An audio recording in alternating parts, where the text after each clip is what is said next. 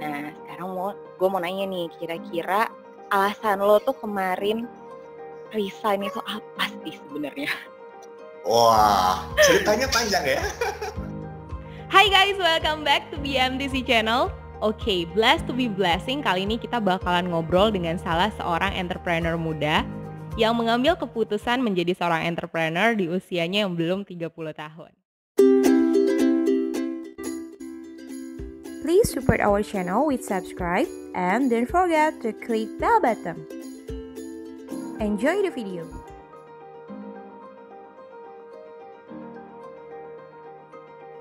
Oke guys, langsung aja kita ngobrol dengan pemilik dari KB Potato Chips.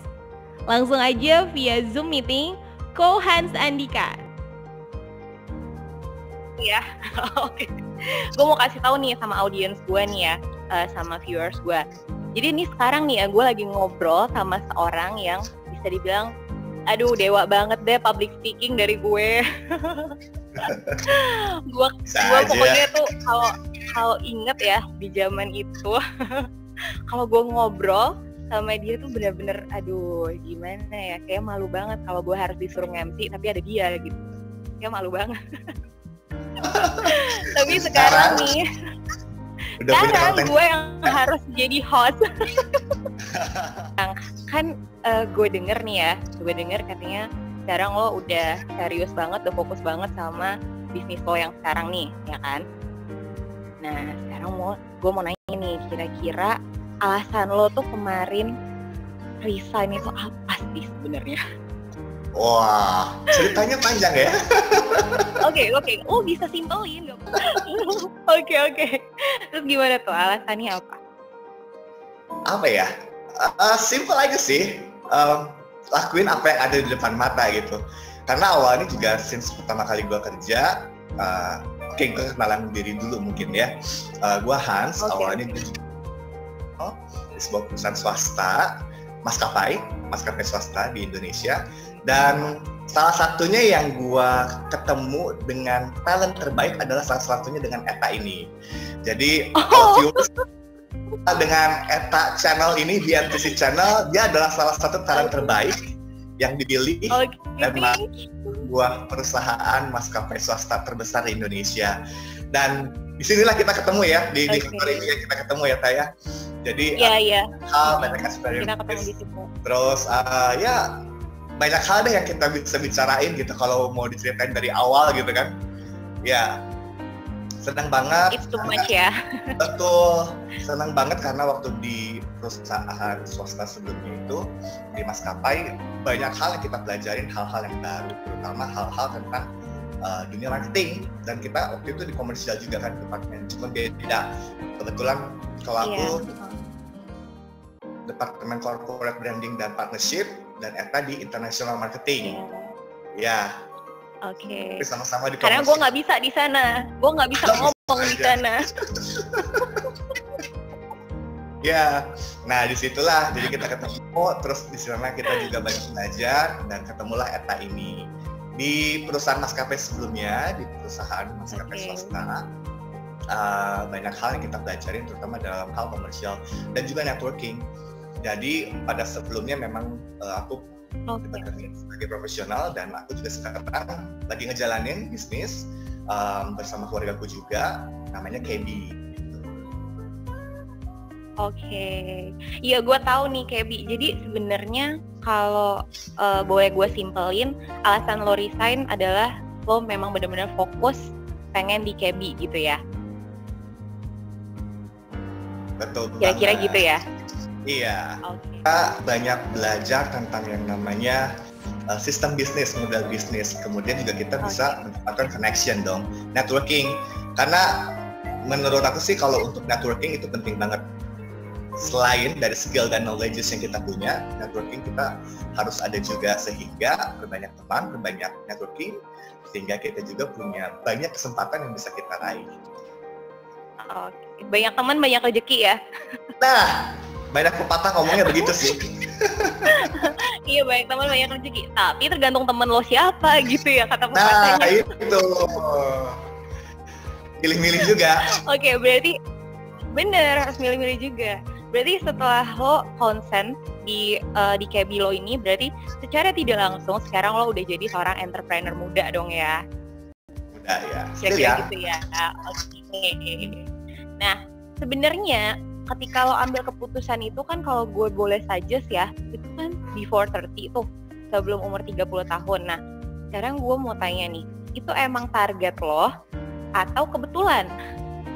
Oh, kalau ngomongin target mah sebenarnya dari umur 22 gitu ya. Abis kuliah selesai memang targetnya pengen langsung terjun di dunia usaha. Sebenarnya ini meleset sih, telat. Tapi nggak apa-apa, karena dari proses perjalanan setelah gue lulus kuliah dan gue bekerja as profesional gitu dan sampai sekarang memulai bisnis, ternyata nggak menyesal, nggak regret sama sekali. Why? Just because I learned and I studied a lot at the progress. Wow.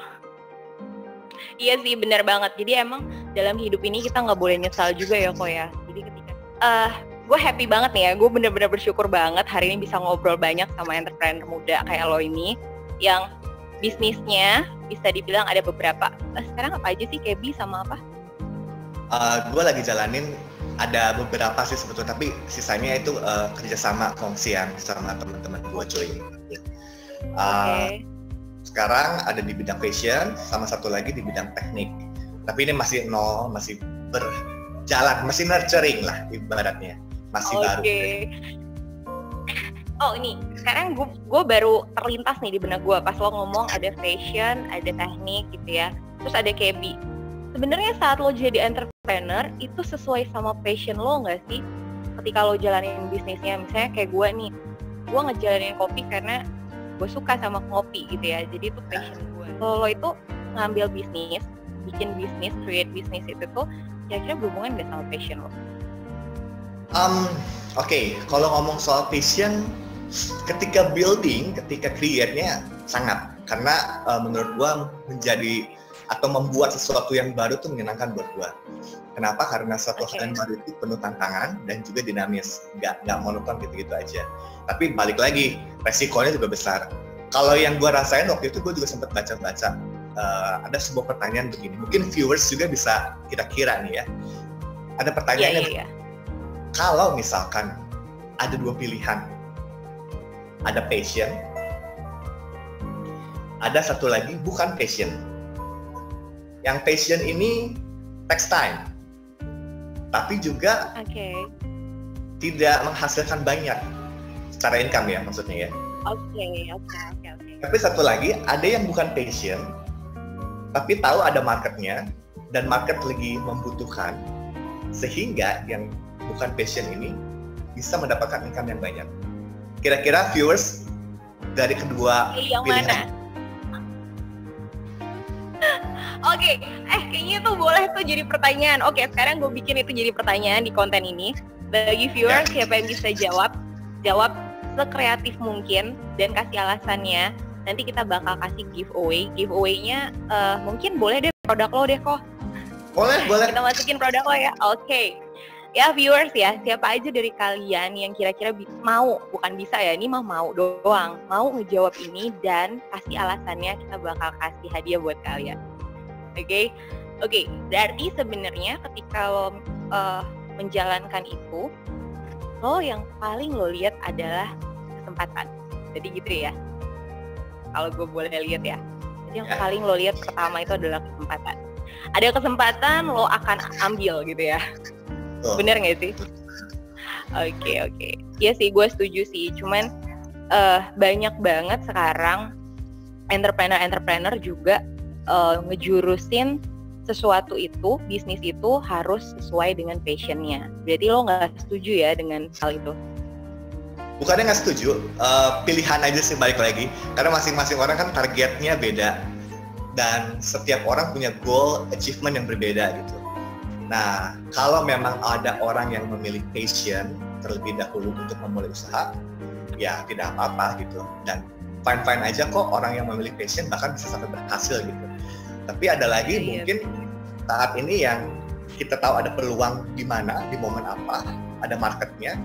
Kenapa kita nggak coba aja sekalian dan langsung masuk ke pasarnya dan ternyata dimakan sama marketnya, sehingga kita dapat income yang cukup baik gitu kan dari setiap kesempatan yang kita nggak pernah tahu ya kita berhasil atau enggak gitu ya, coba aja dulu gitu ya.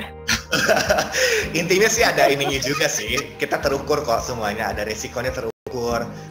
Mungkin biasa kalau kita tahu ada DMC, Business Model Canvas. Oke, lo boleh sharing. Lo boleh sharing. Ya. Business Model Canvas itu atau yang biasa kita sebut BMC adalah suatu blueprint di mana kita ngedesain bisnis kita mau seperti apa dan untuk siapa, partnershipnya dengan siapa, revenue kita dapat dari mana aja. Ada beberapa hal yang bisa kita masukin di situ. Ada strength, weakness-nya, ada opportunity-nya, ada threat-nya di situ, SWOT analysis juga di situ. SWOT sehingga analysis ya. Ya kan, jadi kayak materi kuliah lagi nih ya.